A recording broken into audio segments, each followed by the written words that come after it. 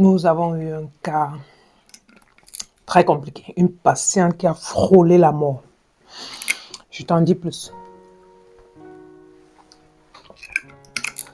En fait, la dame, il y a de cela 5 jours, elle a fait une interruption volontaire de grossesse, un avortement, dans son pays d'origine. Normalement, elle vit en Allemagne. Bon. Et suite à cela, 5 jours plus tard, elle est revenue en Allemagne et elle se présente aux urgences. Elle était tellement pâle, elle n'arrivait pas à marcher et elle avait une hémoglobine à 4. Ça veut dire qu'elle avait une anémie du dernier niveau. Directement, on s'emballe, on fait les examens tout rapidement, on essaie de comprendre l'histoire. La dame est allée dans son pays d'origine, pardon. En Allemagne, c'est pas interdit. C'est juste, c'est fait de façon... Il y a un protocole qui va avec, parce que c'est pas interdit, mais ça doit également être bien fait. Les patients sont même assistés par rapport à ça. C'est fait jusqu'à une certaine semaine, et avant de le faire, il faut prouver qu'on est passé par un conseil de famille et tout le reste. Et après, il y a des cliniques spécialisées pour cela, parce que c'est important de passer par cette procédure, car une interruption volontaire de grossesse peut être très compliquée. Ça coûte la vie aux femmes.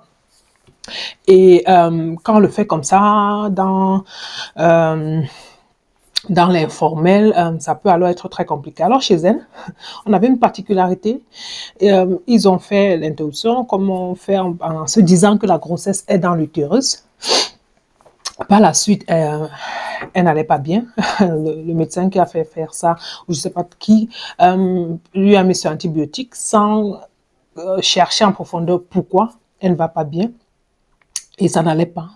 Elle est donc directement venue ici à l'hôpital. On se disait d'abord peut-être l'utérus a été perforé, mais à notre très grande surprise, le laboratoire qui appelle directement, parce que quand on a des valeurs comme ça qui ne sont pas normales, on appelle directement, on n'attend pas que tout est fini, on informe directement le médecin traitant, hémoglobine à 4, directement au scanner, parce que ça va vite, et directement après au bloc. Et au bloc, la grande surprise, on a enlevé d'abord 3 litres de sang de son abdomen.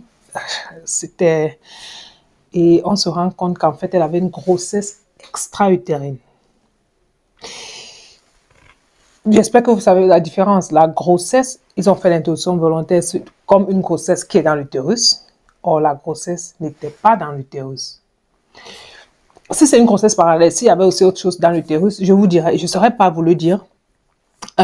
Mais au bloc, on avait une grossesse extra-utérine qui avait rupturé et qui saignait. Je ne saurais pas pourquoi la dame l'a fait ainsi, je ne sais pas pourquoi ça s'est passé comme ça, ou c'est pas non plus intéressant. Le plus important, c'est qu'elle a survécu, elle a eu une transfusion sanguine, on a réparé tout. Et quand elle continue d'être sur antibiotiques et qu'on s'occupe d'elle afin que son pronostic vital et fertilité puisse être bon.